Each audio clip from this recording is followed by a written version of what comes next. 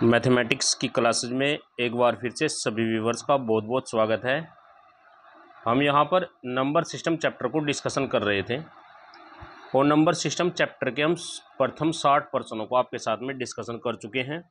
उनसे संबंधित यदि किसी का कोई डाउट हो तो हमको कमेंट कर दीजिए, हम उसी क्वेश्चन को दोबारा से आपको समझा देंगे।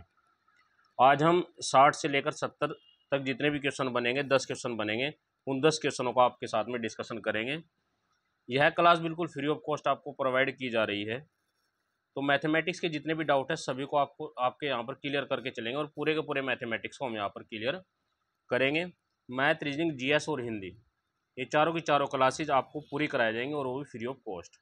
हमसे इसी प्रकार से बने रहें और हम प्रयास करेंगे कि आपका पूरा का पूरा सिलेबस आपके किसी भी एग्जाम के होने से पहले 3-4 महीने के अंदर अंदर कंप्लीट करा दिया जाए। तो आइए प्रारंभ करते हैं आज की क्लास को। मोटिवेशन थॉट के साथ में प्रारंभ करते हैं। तो आज का मोटिवेशन थॉट क्या है, देखिए। बदल जाओ वक्त के साथ, बदल जाओ वक्त के साथ, या फिर वक्त बदलना सीखो, मजबूरियों को मत कोसो, हर हाल में चलना सीखो। मतलब कहने का ये है कि या तो वक्त के साथ बदल जाओ या फिर वक्त को ही आप बदलना सीख लो। आप मजबूरियों को मत कोसिए, आप मजबूरियों को मत कोसिए। ये मत कहिए कि हमारे पास पैसा नहीं है, हमारे पास समय नहीं है, हमारी दैनिक स्थिति बहुत ही ज़्यादा ख़राब है। तो मजबूरियों को कोसने से कुछ नहीं होगा। आपको हर हाल में चलना होगा, हर हाल में चलना होगा और अपने प्रयासों से अपनी सफलता को प्राप्त करना होगा। आपको कभी भी चलते वक्त डगमगाना नहीं है। जीवन में बहुत सारी रुकावटें आपके आएंगी, लेकिन आपको कभी भी डगमगाना नहीं है, हार नहीं माननी है। तो आइए प्रारंभ करते हैं। क्वेश्चन नंबर फर्स्ट जो दिया गया है आपका, ये देखेंगे। किसी संख्या को 136 से भाग देने पर 36 शेष बचता है। देखिए क्या कहा है इसने कहा है कि किसी संख्या को 136 से भाग देने पर 36 शेष बचता है। इसी संख्या को 17 से भाग देने पर क्या शेष बचेगा। ठीक है, 136 से भाग देंगे तो हमको क्या करना है, शेष कितना बच रहा है 36। सिर्फ हमको इसी पर ही फोकस करना है, जो शेष बच रहा है 36, और इस शेष को हमको भाग देनी है किससे, जिससे उसने भाग देने के लिए कहा है। किससे भाग देने के लिए कहा, 17 से। तो 17 से भाग देंगे, 17 एकम 17 और 17 दूनी 34। कितना बच गया शेष, शेष बच गया आपका 2। तो यही इसका आंसर हो गया। कितना शेष बच गया, 2 बच गया, यही इसका आंसर हो गया। ऑप्शन नंबर डी इसका सही है। समझ आ गया होगा, उम्मीद करते हैं। बहुत ही आसान प्रश्न है लेकिन महत्वपूर्ण है। आसान तो है लेकिन महत्वपूर्ण है। जब तक आपको इसका लॉजिक समझ नहीं आएगा तब तक आप इसको हल नहीं कर सकते। आपको क्या करना है कि जो शेष बचा है उसको उस संख्या से भाग देना है जिसको हम भाग देने के लिए कहा गया है। अगर इस क्वेश्चन में समझ नहीं आया तो अगला भी क्वेश्चन इसी प्रकार का है, उसको देख लेंगे। Question number 62। 62 में भाई क्या पूछा है, किसी संख्या को 156 से भाग देने पर 29 शेष बचता है, तो इसी संख्या को 13 से भाग देने पर क्या शेष बचेगा। देखिए हमने क्या कहा, हमने उससे कोई मतलब नहीं है कि किस से भाग देने पर शेष बच रहा है। हमको तो मतलब है किस से कि जो शेष बचा है। शेष कितना बचा है भाई, 29 शेष बचा था, 29 शेष बचा। इसको अब हमको भाग कितने से देनी है, देख इसी संख्या को कितने से, 13 से भाग देने पर। तो 13 से ही भाग दे देंगे भाई, 13 दूनी 26, 2 बार चलेगा। शेष कितना बच गया, 3। यानी कि ऑप्शन नंबर सी इसका करेक्ट आंसर है। उम्मीद करते हैं यह प्रश्न भी समझ में आ गया। यदि यह प्रश्न समझ नहीं आया तो अगले वाला प्रश्न भी इस प्रकार का ही है, उसको देख लेंगे। Question number 63। किसी संख्या को 195 से भाग देने पर 47 शेष बचता है। कितना शेष बच रहा है, 47। तो इस शेष पे ही ध्यान देना भाई। कहाँ ध्यान देना, शेष पर। जो शेष बच रहा है, शेष कितना बच रहा है, 47। देखिए ध्यान देंगे इस पर, 47, 47। और इसी संख्या को 15 से भाग देने पर क्या शेष, तो 15 से भाग दे देंगे भाई। इसको 15 से भाग दे देंगे। ये लो, 15 तिया 45। कितना शेष बच गया भाई, 2 शेष बच गया। तो यही इसका क्या हो गया, आंसर हो गया। उम्मीद करते हैं कि समझ आ गए। तीनों के तीनों क्वेश्चन एक ही टाइप के हैं। अगला प्रश्न देखते हैं, क्वेश्चन नंबर 64। तो वह छोटी से छोटी संख्या जिसे, देखिए क्या कहा इसने, वह छोटी से छोटी संख्या जिसे 80, 36, 42 में जोड़ने पर प्राप्त संख्या को 11 के गुणज, 11 का गुणज हो जा, तो वह कौन सी संख्या है। मतलब क्या कहा है कि इस संख्या में क्या संख्या जोड़ें कि यह संख्या 11 का गुणज हो जा। या तो गुणज पूछ लगा, लेकिन यदि गुणज ना पूछा उसने ये पूछ ले कि यह संख्या 11 से पूर्णतः विभक्त हो जाए तो भी बात एक ही भाई, अलग अलग बात नहीं है। ऐसे पूछ सकता है कि 11 का गुणज हो जाए, या फिर यह भी आपसे पूछ सकता है कि यह संख्या 11 से पूर्णतः विभक्त हो जाए। क्लियर हो गया भाई बात। तो हम क्या करेंगे, जब हमको विभक्त वाली बात होती हो तो उस टाइम पे क्या करें, उस संख्या को भाग देते हैं उसी संख्या से। तो उस संख्या को भाग देंगे, देखिए 80,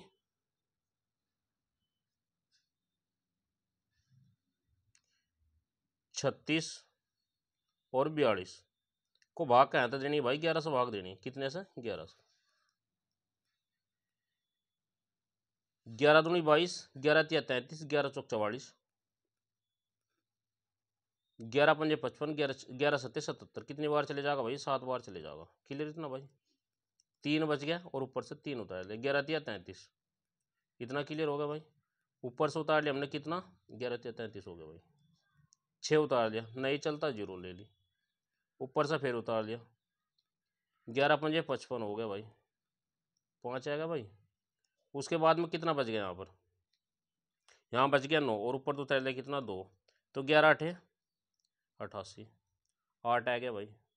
यहाँ पर शेष कितना बचा, देखिए यहाँ पर पूरा लॉजिक कहाँ पर ख़त्म होता है, यहाँ पर ही ख़त्म होता है। 92 में से 88 का कितना बच गया, 4 बच गया भाई। कितना बच गया, 4 बच गया। यानी कि 4 क्या बचा, शेष बचा, 4 शेष। देखिए यहाँ पर क्या बात हुई है, जोड़ने की। किसकी बात है, जोड़ने की। भी एक बहुत महत्वपूर्ण बात है कि अगर जोड़ने की बात होगी तो क्या होगा, और अगर घटाने की बात होगी तो क्या होगा। देखिए अगर जोड़ने की बात होगी तो हमको क्या करना पड़ेगा, इसमें से घटा देंगे। कहाँ आया, ये देखिए। यदि जोड़ने की बात होगी तो जो इसका ये है जिससे हम भाग करें, भाग किससे करें, 11 से। तो 11 में से कितना घटाना, हमको 4 घटाना। 11 माइनस 4 बराबर कितना आएगा, 7। तो ये आंसर हो गया। लेकिन यदि जोड़ने की जगह पर यह बता देता कि घटाना है, कि क्या संख्या घटाओ में, तो फिर हम क्या कर देते, इसमें बस सिर्फ यही आंसर हो जाता, 4 ही। फिर इसमें कुछ करने की जरूरत नहीं होती। क्लियर होगा इतना। अगर जोड़ने की बात होगी तो जिस संख्या से हम भाग दे रहे उसमें से घटा देंगे, और यदि घटाने की बात होगी तो कुछ करना ही नहीं, जो शेष है वही आंसर है। इतना क्लियर हो गया। आगे बढ़ते क्वेश्चन नंबर 65 को हम यहाँ पर देखेंगे। एक एक पॉइंट को क्लियर करते चलेंगे भाई, क्योंकि जल्दी कुछ है नहीं और अभी कोई एग्जाम भी नहीं है नज़दीक, इसलिए आपके पास बहुत बेहतर ऑप्शन है, बहुत बढ़िया मौका है कि आप अपने मैथमेटिक्स को पूरा कर लें। देखिए उसने क्या कहा, 3 अंकों की वह छोटी छोटी संख्या क्या होगी जो 14 से पूर्णतः विभक्त हो जाए। 3 अंकों की छोटी छोटी संख्या, सबसे पहले बताओ 3 अंकों की छोटी छोटी संख्या कौन सी है, पता है आपको, पता होना चाहिए भाई। देखो 3 अंकों की छोटी छोटी संख्या क्या है, 3 अंकों की छोटी छोटी संख्या, 3 अंकों की छोटी से छोटी संख्या, छोटी से छोटी संख्या क्या भाई, ये है। इससे छोटी संख्या तो नहीं होगी, इससे छोटा तो फिर 99 आ जाएगा। 99 तो 3 अंकों की है नहीं, 99 तो 2 अंकों की संख्या है। तो 3 अंकों की छोटी छोटी संख्या क्या है, 100 है। तो हमें पता लग गया, ठीक है। यदि हम 4 अंकों की बात करें तो 4 अंकों कितनी होंगी, देखिए हम सबसे पहले जान लेंगे। देखिए 4 अंकों की छोटी छोटी संख्या कितनी हो जाएगी, यहाँ पर 4 जीरो लग जाए, 2 2 1 2 3 4, 1000 हो जाएगी। यदि 5 अंकों की बात करें तो 1 2 3 4 5, ये 5 अंकों की हो जाएगी। क्लियर हो रहा है ना, छोटी छोटी संख्या किसको कहेंगे। क्लियर इतना। अब आगे बढ़ते हैं। देखिए उसने कहा कि 3 अंकों की वह छोटी छोटी संख्या क्या होगी जो 1400 पूर्णतः विभक्त हो। तो 3 अंकों की सबसे पहले हमने सबसे छोटी संख्या ले ली 100, ये ले लिया हमने 100। ये सिर्फ आपको समझाने के लिए बताएगा भैया, ठीक है। तो हमने क्या ले लिया, 100 ले लिया, ले लिया भाई। अब हमको कितने से विभक्त करना, 14 से करना, तो 14 ही कर देंगे। 14 हत्ते कितने हो गए, 98। 14 सत्ते 98, 98। शेष कितना बच गया भाई, 2। और यहाँ पर कितना आएगा, 7। उसने कहा कि वह छोटी से छोटी संख्या, देखिए 14 हत्ते 98, तो 14 में से यदि हम 2 घटा दें तो कितने बच गए, 12। यानी कि कितने बच गए, 12। यानी कि इस संख्या में यदि हम 12 जोड़ दें, इस संख्या में यदि हम 12 जोड़ दें तो वह संख्या क्या हो जाएगी, 14 से पूर्णतः विभक्त हो जाएगी। ठीक है, कितना हो गया यहाँ पर, 112 हो गया ना। 100 प्लस के 12 बराबर कितना होगा, 112। तो 3 अंकों की छोटी छोटी संख्या कौन सी होगी, 112। अब देखिए क्वेश्चन दूसरे तरीके से पूछा जा सकता है क्वेश्चन दूसरे तरीके से ऐसा पूछा जा सकता है कि 3 अंकों की छोटी से छोटी संख्या में क्या जोड़ा जाए। 3 अंकों की छोटी से छोटी संख्या में क्या जोड़ा जाए कि वह संख्या 14 से पूर्णतः विभक्त हो जाए। समझ रहे आप? क्वेश्चन नंबर दूसरे तरीके से कैसे पूछा जा सकता है कि 3 अंकों की छोटी से छोटी संख्या में क्या जोड़ा जाए कि संख्या 14 से पूर्णतः विभक्त हो जाए। तो आंसर कहाँ खत्म हो जाएगा? यहाँ पर खत्म हो जाएगा भाई, यहाँ पर। ठीक है, कितना जोड़ा जाए? 12 जोड़ा जाए। अगली बात, बस इसी तरीके से पूछे जा सकते हैं 2 क्वेश्चन। अगला क्वेश्चन देखते हैं। क्वेश्चन नंबर ये देख लेंगे 66। किसी संख्या को 6 से विभक्त करने पर 3 शेष बचता है, उसी संख्या के वर्ग को 6 से विभक्त करने पर क्या शेषफल होगा? ये हमको प्रश्न करना है। ठीक है भाई, हमने मान लिया संख्या, माना संख्या क्या है, देखिए यहाँ पर मान कर चला काम, क्योंकि किसी संख्या हमें नहीं पता कि संख्या कौन है। माना संख्या क्या क्या ले लिया हमने?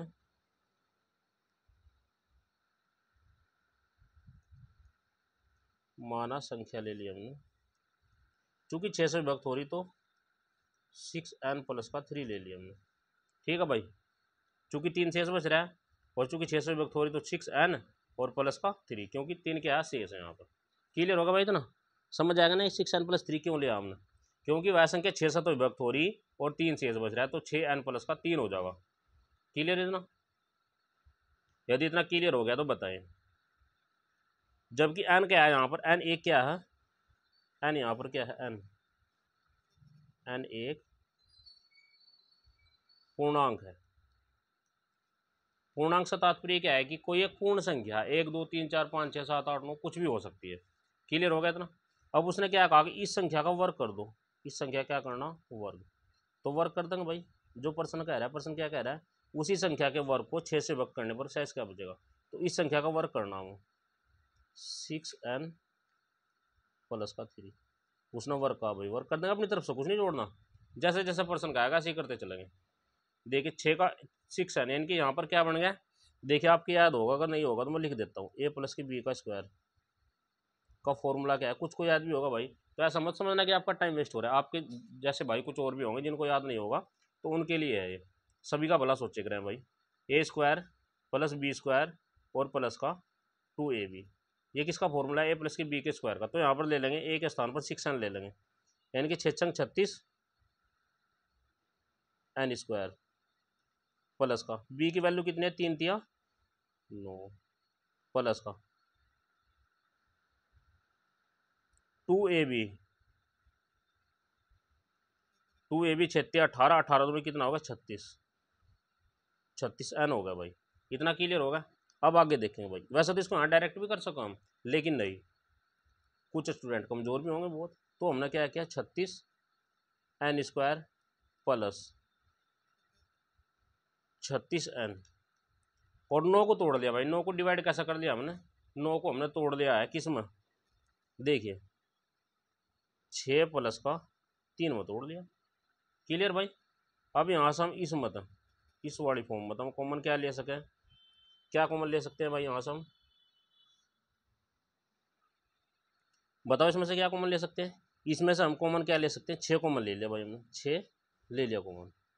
तो यहाँ पर क्या बचेगा? 6n स्क्वायर प्लस 6n और प्लस का 1 और प्लस का कितना बच गया? 3 बच गया। यानी कि इस संख्या के वर्ग को यदि हम 6 से भाग करेंगे, 6 से भाग करेंगे, 6 से गुणा करेंगे, 6 से भाग करेंगे, सॉरी 6 से भाग करेंगे, तो शेषफल कितना बचेगा? यहाँ पर देखिए प्लस में क्या बच रहा है? कितना बच रहा है? 3। तो यही क्या होगा? इसका आंसर होगा। उम्मीद करते हैं समझ आ गया क्वेश्चन। यदि समझ नहीं आया तो बता देना, दोबारा से बता देंगे। अगला प्रश्न देखते हैं। अगला प्रश्न क्या दिया गया है ये देखेंगे। उसमें क्या दिया गया? 17 की पावर 200 को 18 से भाग देने पर क्या शेष बचेगा? 17 की पावर 18 को 200 से भाग देने पर क्या शेषफल बचेगा, ये आपको बताना है। ठीक है भाई लोगों, अब देखेंगे कैसा करेंगे इसको। सबसे पहले इसका एक तरीका है, उसको समझ लेंगे। उसको समझने से आपका बिल्कुल आसान हो जाएगा प्रश्न। समझ रहे? देखिए n यदि एक सम संख्या है तो n यदि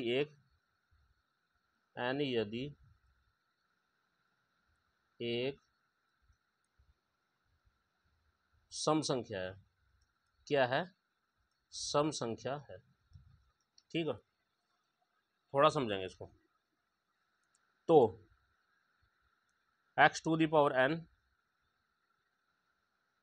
x to the power n minus का 1 सदैव सदैव यानी कि हमेशा n प्लस वन से विभक्त होगा, विभक्त होगा। इतना क्लियर होगा भाई, विभक्त होगा, ये विभक्त होगा, यहाँ पे लिख देंगे, चलो विभक्त होगा। क्लियर। अब उसने क्या दिखा, 17 की पावर 200, तो 17 की पावर 200 कैसे लिख लेंगे मैं, 17 की पावर 200 माइनस का 1 कैसे लिख लेंगे, 17 की पावर 200 और माइनस का 1। क्लियर होगा भाई इतना, 17 की पावर 200 माइनस 1। तो यह कहें तो विभक्त होगा। देखिए एन की जगह पे कितना है, 200,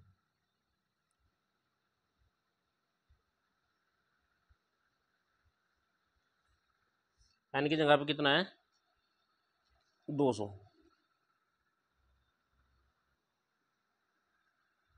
ठीक है भाई। अब देखेंगे, देखो इसमें थोड़ा कन्फ्यूजन हो गया भाई, इसमें ये जो फॉर्मूला है इसका, इसके फॉर्मूले में थोड़ा सा कन्फ्यूजन हो गया है, तो आप इसको देख लेंगे यहाँ पर दोबारा से। इसमें थोड़ा कन्फ्यूजन हो गया था, ये इसको हटा देंगे यहाँ पर, इसको हम हटा देंगे, इसको भी हटा देते हैं, चलो ठीक है। देखिए x to the power n minus के 1 हमेशा हमेशा कहाँ से व्यक्त होगा, ये x प्लस के 1 से विभक्त होगा, विभक्त होगा। क्लियर होगा इतना। अब हम 17 की पावर 200 माइनस 1 बराबर, तो 17 की पावर 200 माइनस 1 ले लिया हमने।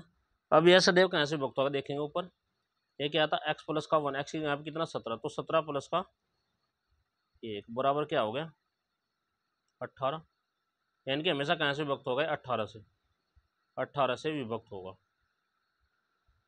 हमने क्या किया, इस वाली 17 की पावर 200 को, ये जो 17 की पावर 200 थी, इसको हमने इस वाली फॉर्म में कन्वर्ट कर लिया। समझ रहे आप, ऐसा नहीं किया हमने, और वो ऐसा इसलिए कन्वर्ट किया क्योंकि हमारे पास 18 तो था नहीं, तो हमने 18 से विभक्त करने के लिए इसको 17 की पावर 200 में कन्वर्ट, 17 की पावर 200 माइनस के 1 में इसको कन्वर्ट कर लिया है। क्लियर हो गया इतना भाई। और इसको कन्वर्ट कैसा करा है, इसको भी देख लेंगे। हमने क्या किया, इसमें एक जोड़ दिया और एक ही क्या कर दिया, इसमें से घटा दिया, एक प्लस जोड़ दिया और एक घटा दिया, तो क्या हो जाएगा, जो का तो बच जाएगा। तो यहाँ पे कितना बच गया, 1 बच गया, और ये जो 1 बचा है, ये वाला 1, तो ये क्या होगा, इसका आंसर हो गया, आंसर हो गया। ये वाला एक ही क्या है इसका, यही शेष है, यही क्या है इसका शेष है, यही आंसर है इसका। दोबारा से देख लेंगे। देखिए यहाँ पर क्या करें, 17 की पावर 200 को हमने क्या लिखा, 17 की पावर 200 माइनस का 1 और प्लस का 1 ले लिया। तो 17 की पावर 200 माइनस के 1 की जगह पर क्या आना, 17 प्लस का, देखिए यहाँ पर भी -1 है, तो यहाँ पर क्या हो जाएगा, 17 प्लस का 1 था 18 हो जाएगा। तो यानी कि ये वाली पूरी पूरी संख्या किससे कट रही, 18 से कट रही, तो शेष क्या बच रहा है, यही तो बच रहा है, तो यही शेष हो गया, यही इसका आंसर हो गया। डायरेक्ट भी कर सकते हैं, ऐसी कोई बात नहीं है इसमें। अगला क्वेश्चन देखते हैं, क्वेश्चन नंबर 69। 25 की पावर 25 को 26 से भाग देने पर, देखिए यदि n एक विषम धन पूर्णांक है, यदि n एक विषम संख्या है, यदि n एक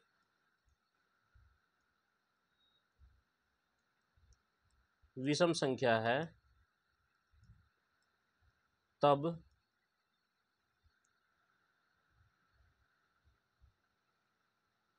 x to the power n plus के 1 सदैव क्या होगा, सदैव सदैव सदैव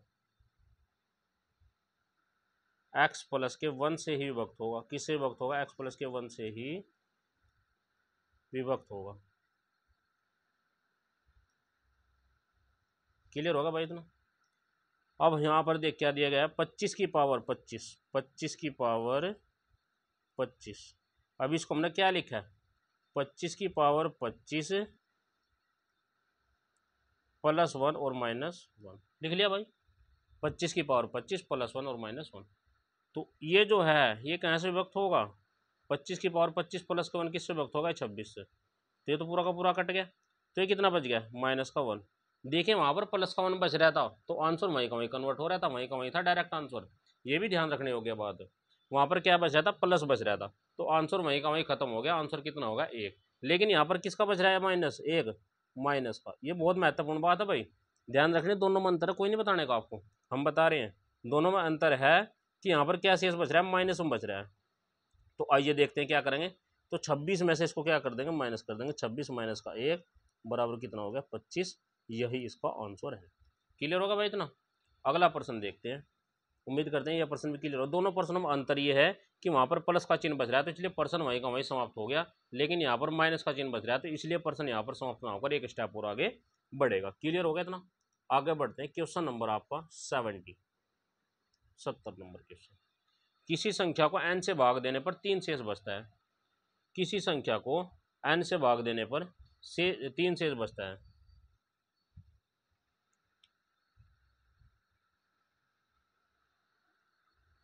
संख्या 2n को 4 से भाग देने पर शेषफल क्या बचेगा। देखिए मान लिया कि हमने माना संख्या क्या है, n को 4 से भाग देने पर कितना शेष बच रहा है, 3 शेष बच रहा है। क्या कहा इसने, n को 4 से भाग देने पर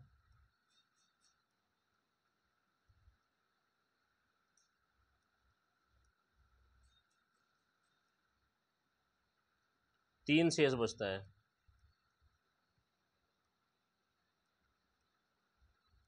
हमने सबसे शुरू में आपको बताया था भाज्य बराबर भाज्य बराबर भाजक गुणा भागफल और प्लस आपका शेषफल। ठीक है, भाज्य एन को कितने से भाग देने पर, 4 से भाग देने पर, तो एन बराबर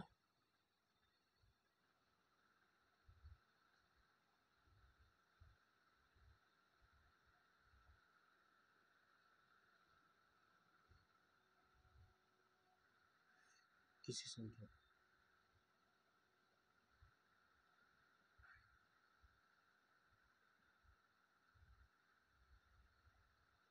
संख्या संख्या मान ली हमने, संख्या मान ली आपकी वह क्यू, क्या मान ली संख्या हो, क्यू को 4 से माना, वह संख्या क्या है, क्यू माना, क्यू को 4 से भाग देने पर 3 शेष बचता है, तब भाज्य बराबर भाजक गुणा भागफल। तो एन बराबर 4 क्यू प्लस का 3। इतना क्लियर होगा भाई, 4 क्यू प्लस का 3। उसने क्या कहा, संख्या जो संख्या है 2n को 4 से भाग देने पर क्या शेषफल बचेगा। तो संख्या 2n को यहाँ पर कितना ले लेंगे, 2n ले लेंगे, 2n हो जाएगा भाई यहाँ पर। तो जब यहाँ पर 2n हो जाएगा तो यहाँ पर 8 क्यू हो जाएगा, और जब यहाँ पर 8 क्यू हो जाएगा तो यहाँ पर 6 बच जाएगा। इतना क्लियर होगा। अब इस 8 क्यू प्लस के 6 को 4 से भाग देनी, क्या करना पड़ेगा इसको, 8 क्यू तो जो का तो ले लिया, ठीक है, 6 को क्या में कन्वर्ट कर दिया, हमने 2 भागों में कन्वर्ट कर दिया भाई। 2 भागों में कैसे, 4 प्लस का 2 में कन्वर्ट कर दिया। क्लियर हो गया इतना। अब इसमें से क्या कॉमन ले सकते हैं हम, 4 कॉमन ले लेंगे, 4 कॉमन ले लिया भाई, 2 क्यू प्लस का 1 हो गया, और प्लस का कितना बच गया, 2, तो प्लस का कितना बचा है, 2। तो यही क्या होगा, इसका आंसर हो गया। उम्मीद करते हैं कि यह भी क्वेश्चन आपकी समझ में आ गया होगा। इस वीडियो का लास्ट क्वेश्चन था। यदि इन क्वेश्चनों से संबंधित कोई भी डाउट हो, वैसे तो हमने एक एक पर्सन का एक एक डाउट क्लियर करके चले हैं आपके साथ में, जो भी छोटी से छोटी चीज़ को आपको बताया गया है, लेकिन फिर भी कोई डाउट अगर किसी भाई का भी रहा हो, या किसी पर्सन से संबंधित कोई डाउट हो, या कोई दिक्कत हो, कोई परेशानी हो, तो आप कमेंट बॉक्स में पिन कर दीजिए, हम उसको सोल्व कर देंगे आपको, और दोबारा से उसके ऊपर वीडियो बनाकर डाल देंगे, आप समझ लेना। इसी प्रकार से हमारे साथ में बने रहें। यदि वीडियो आपके लिए हेल्पफुल हो, जो भी भाई एसएससी जीडी, एसएससी सीजीएल वगैरह की तैयारी करें, किसी भी एग्जाम, कम्पिटिटिव एग्जाम की तैयारी करें, जिन्हें मैथमेटिक्स आता है, वो हमको फॉलो कर लें और लाइक कर लें, और हमारे चैनल को सब्सक्राइब कर दें, क्योंकि हम पूरे के पूरे मैथमेटिक्स, जितने भी मैथमेटिक्स है, सभी के सभी मैथमेटिक्स को कराएंगे। अभी RS अग्रवाल चला है तो इसको कंप्लीट करेंगे, फिर उसके बाद में नवीन का, और जितने फिर प्लेटफॉर्म का जितने मैथमेटिक्स है, सभी मैथमेटिक्स को यहाँ पर हम कवर अप कराएंगे आपके साथ में।